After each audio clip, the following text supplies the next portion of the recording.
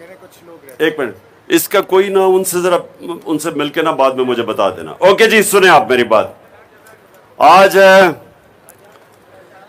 آج ہماری تقریباً رمضان ختم ہونے والی، اور مجھے بڑا افسوس ہے کیونکہ بڑا کم میں نے رمضانیں اتنی انجوائے کی ہیں جو آپ سب کے سامنے کی ہیں.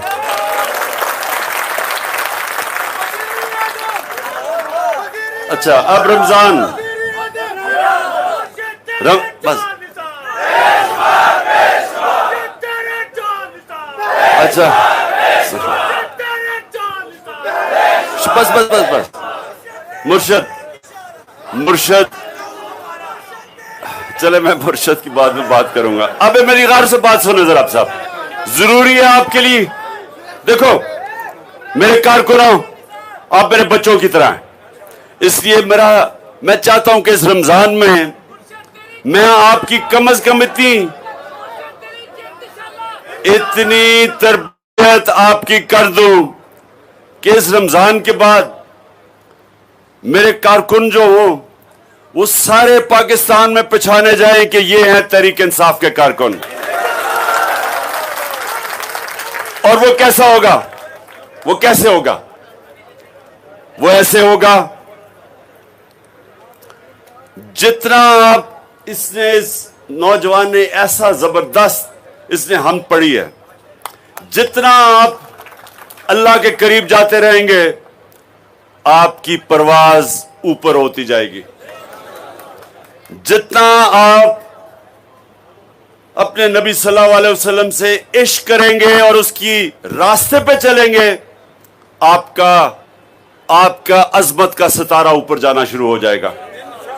یہ یاد رکھیں، ہر انسان کے اندر، ہم ہر سب میں اللہ نے صلاحیت دی ہے کہ ہم جو چاہتے ہیں ہم بن سکتے ہیں. یہ بڑا ضروری ہے آپ کی چیز سمجھنا. میں وہ ان لوگوں میں سے تھا، میرے سے بہتر عقل میں بھی اسکول میں بچے تھے، صلاحیت میں بھی بہتر تھے، لیکن میں ان سے آگے کیوں نکلا میں اب ذرا آپ کو بتانا چاہتا ہوں. اور وہی چیزیں آپ نے اپنانی ہیں. میں آگے کیسے نکلا؟ پہلی چیز، بڑا سوچا کرو، بڑی خواب رکھا کرو. آپ اتنے ہی بڑے ہیں جتنی آپ کی خواب ہے. مثلا اگر میری خواب صرف کلب کرکٹر بننے کی ہے تو میں ٹیسٹ کرکٹر نہیں بن سکتا. بڑی خواب رکھو، بڑا سوچو. ہمارے نبی صلی اللہ علیہ وسلم نے مدینہ کے عربوں کے بیچ میں ایک بڑی سوچ ڈال دی. اللہ نے ان کو رحمت للعالمین کا خطاب دے دیا. سب انسانوں کے لیے رحمت بن کے آئے، مسلمانوں کے لیے نہیں، سب انسانوں کے لیے. بڑی سوچ. اور قرآن میں اللہ رب العالمین ہے، سب انسانوں کا خدا ہے. مطلب اس کا بہت سمجھنے والا ہے کہ وہ جو لوگ قومیں آپ سے آگے نکل گئی ہیں، وہ اس لیے نہیں نکلی کہ ان کے اندر کوئی خاص صلاحیت اللہ نے پیدا کی ہے. وہ اس لیے نکلی ہیں کہ وہ مسلمان نہ ہوتے ہوئے وہ ان اصولوں پہ کھڑی ہو گئی ہیں جو اللہ نے ہمیں حکم کیے تھے. مثلا اگر یہودی، اگر ہندو، اگر سکھ، اگر وہ سچے لوگ ہوتے ہیں لوگ ان کی زیادہ عزت کریں گے. اگر مسلمان ان کے سامنے جھوٹ بولتا ہے اس کی عزت نہیں ہوگی. جس کا کردار صادق اور امین کے اوپر ہوگا، سچا اور امانت دار، جو بھی اس کا دین ہو، جو بھی ہو، جس بھی ملک سے ہو، اس معاشرے میں اس کی عزت ہوگی. اور جو کیریکٹر، لوگ کیسے آپ کی طرف آتے ہیں؟ لوگ جب آپ کے کردار سے متاثر ہوتے ہیں تب آپ کی طرف آتے ہیں. میں کروں دین کی باتیں اور اپنا ضمیر ایک ڈیزل کے پرمٹ پہ بیچ دوں تو لوگ میری عزت نہیں کریں گے. سن لیں امال جو آپ کے ہیں، وہ جب آپ نبی صلی اللہ علیہ وسلم کے کردار کے اوپر کوشش کریں گے، ان کے راستے پہ، ان کی سنت پہ چلنے کی، تو آپ کی خود ہی معاشرے میں عزت اوپر جانی شروع ہو جائے گی. اگر وہ ایک عیسائی یا ایک یہودی یا ہندو اگر وہ اس پہ چلے گا, وہ اس کی بھی عزت اوپر چلی جائے گی, کیونکہ وہ رحمت للعالمین ہیں, سب انسانوں کے لیے رحمت بن کے آئے ہیں. یہ سمجھنا ہے آپ نے. اگر آج یہودی تھوڑے سے ہیں, دنیا کے اوپر حاوی ہوئے ہیں, کتنے ہوں گے یہودی؟ 6 کروڑ 8 کروڑ 10 کروڑ زیادہ سے زیادہ ہیں, اس سے اتنے بھی شاید نہیں ہیں. اور مسلمان 1.5 ارب مسلمان ہیں. وہ تھوڑے سے یہودی اگر آج دنیا کے اوپر کنٹرول کرتے ہیں, اس لیے کرتے ہیں وہ پڑھتے بہت زیادہ ہیں, محنت بہت کرتے ہیں. جو نبی نے کہا تھا کہ اگر چائنا بھی علم حاصل کرنے کے لیے جانا پڑے تو جاؤ, ان دنوں میں چائنا جانے کا مطلب اپنی جان سے کھیلنا تھا, شاید ہی کوئی بچ کے آتا تھا واپس. تو اگر آج دوسری قومیں, دوسرے دین کے لوگ اگر علم کے اوپر اترا, ہمارے سے زیادہ اگر وہ زور دیتے ہیں علم حاصل کرنے کا, تو اللہ ان کو اوپر لے جائے گا. اگر اللہ جب سے اس نے دنیا بنائی ہے حکم کیا کہ میں اس انسان کو جو محنت کرتا وہی اوپر جائے گا, اگر ہم محنت نہیں کریں گے تو ہم اوپر نہیں جائیں گے. تو میں آپ کو بتا رہا تھا کہ میں جب میرے سے بہتر کھلاڑی بھی تھے, میری خواب ان سے بڑی تھی, میں پھر ایک جگہ پہ پہنچتا تھا, پھر میں اس کے بعد اپنا اور خواب بڑی کر دیتا تھا. اگر میں ایک گول پہ پہنچ جاؤں پھر میں اگلا گول سیٹ کر دیتا تھا. میں کبھی رکتا نہیں تھا. اور جب تک آپ اپنے آپ کو چیلنج کرتے رہتے ہیں, اللہ آپ کو اوپر لے جاتا ہے. آپ کے اندر جو صلاحیت اللہ نے سب میں ڈالی ہوئی ہے وہ نکلنی شروع ہو جاتی ہے. ایک آدمی اگر بستر میں سارا دن سوتا رہے, کھائے پیے اور سوتا رہے, وہ بڑی جلدی بوڑھا ہو جاتا ہے, اس کو بیماریاں ہو جاتی ہیں.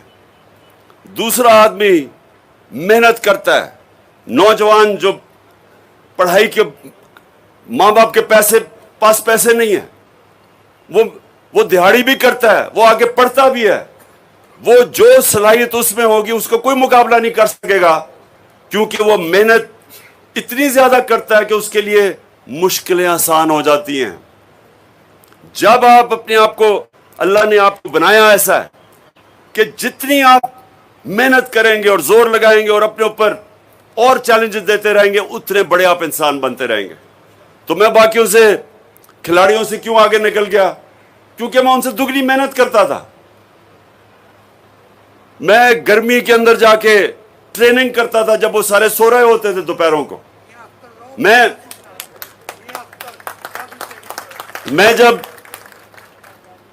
جب میں میچ کھیلتا تھا تو سارا جب بھی برا کرتا تھا اپنا جائزہ لیتا تھا, رجسٹر بنایا تھا کیا غلطی کی میں نے.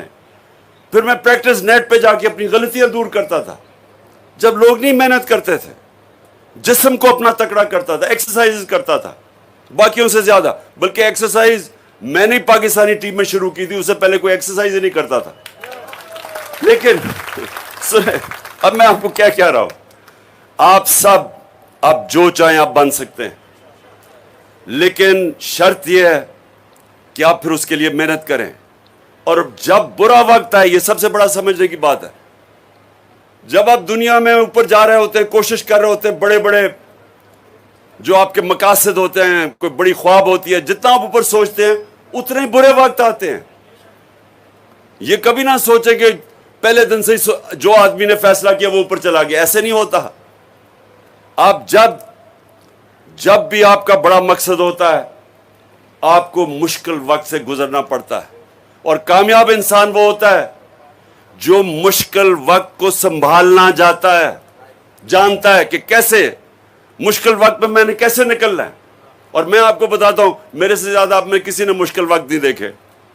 وہ کیا ہوتا ہے طریقہ نکلنے کا؟ پہلے عقل, آپ میں اللہ نے سب سے بڑا, یہ جو آپ کی طاقت ہے وہ آپ کا ذہن ہے. پہلے سوچیں کہ یہ مشکل وقت کیوں آیا, میں نے کیا غلطیاں کی. آپ کو اپنی غلطیوں کا جائزہ لینے آنا چاہیے. جب آپ کو پتہ چلے گا یہ غلطی کی, پھر محنت کر کے اس کو دور کریں, اور پھر جب آپ کھڑے ہوں گے آپ پہلے سے بھی اوپر چلے جائیں گے. تو زندگی ایک سائیکل کا نام ہے, ایسے جاتی ہے اوپر. برا وقت نیچے آتا ہے, تو اللہ جب آپ کو کہتا ہے نا کہ میں ہر مشکل کے بعد آسانیاں پیدا کرتا ہوں, قرآن کی آیت ہے وَإِنَّ مَعَ الْعُسْرِ يُسْرًا إِنَّ مَعَ الْعُسْرِ يُسْرًا, کہ ہر مشکل کے بعد میں آسانیاں پیدا کرتا ہوں. کیونکہ وہ اس کے لیے جو ایمان رکھتا ہے, کہ جو پتہ ہے کہ مشکل وقت ہے اور میں محنت کر کے اس سے نکلوں گا. تو جو سب سے بڑی مثال ہے وہ میرے نبی صلی اللہ علیہ وسلم کی ہے, کہ انہوں نے جب اللہ نے جب ان کو نبوت دی تو اس سے پہلے ان کی مشکل زندگی نہیں تھی. تاجر تھے, عزت تھی معاشرے میں, ہر مسئلے مسائل میں وہ ان کو کہتے تھے کہ ان کے پاس جاؤ ہمارے مسئلے حل کرنے کے لیے, کیونکہ امانت دار تھے, سچے تھے, رسپیکٹ تھی. جیسے ہی نبوت کا حکم ملا کہ آپ جاؤ پیغام دو اللہ کا, تو جیسے ہی گئے تو مشکلوں اور مشکلیں آنی شروع ہوئی, امتحان آنے شروع ہوئے. تو یہ سنیں, یہ ہاتھ نیچے کرو, سنو ذرا غور سے, عقل سے کرو, یہ تمہیں پھر موقع نہیں ملے گا. تو جیسے ہی ان کو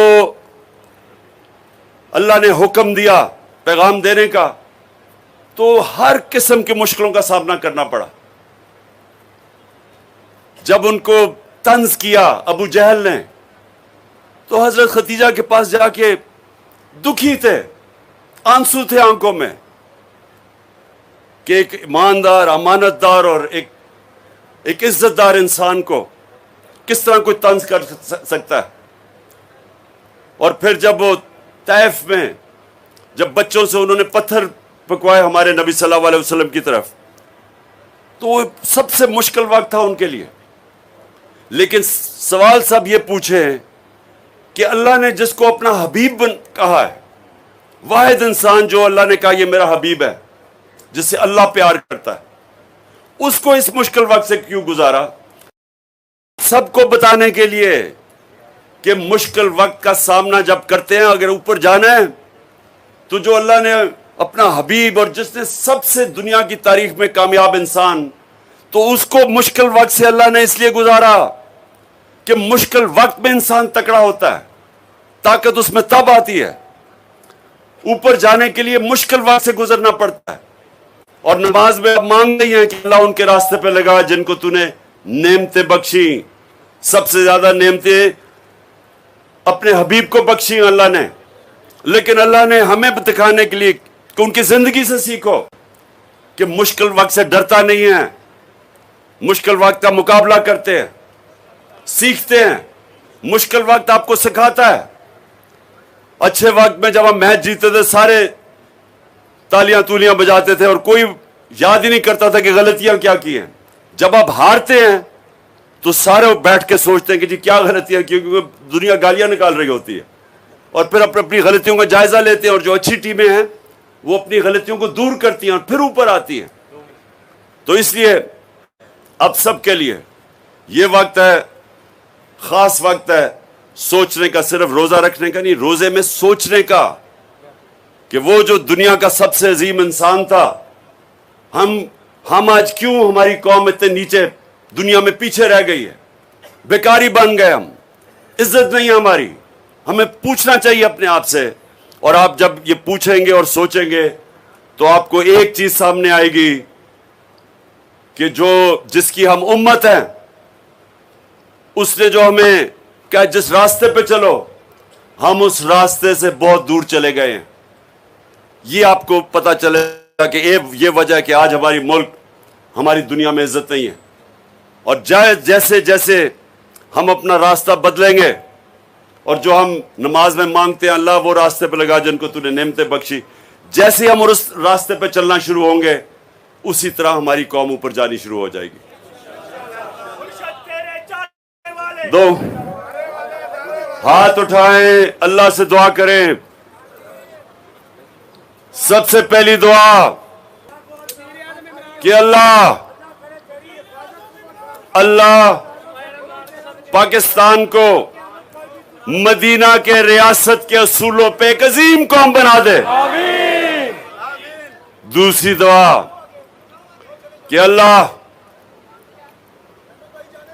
ہمارے پاکستان میں عدل اور انصاف کا نظام قائم کر دے. تیسری دعا کہ اللہ ہمارے پاکستان میں کوئی انسان بھوکا نہ سوئے. اور جو چوتھی، یہ خاص طور پہ بٹگرام میں لوگوں کو پتا ہوگا کہ ہمارے لوگ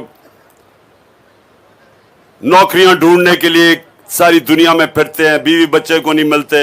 گھر میں ماں باپ، بیوی بچے، ایک آدمی جاتا ہے 2 سال تک باہر جاتا ہے، 6 سال تک.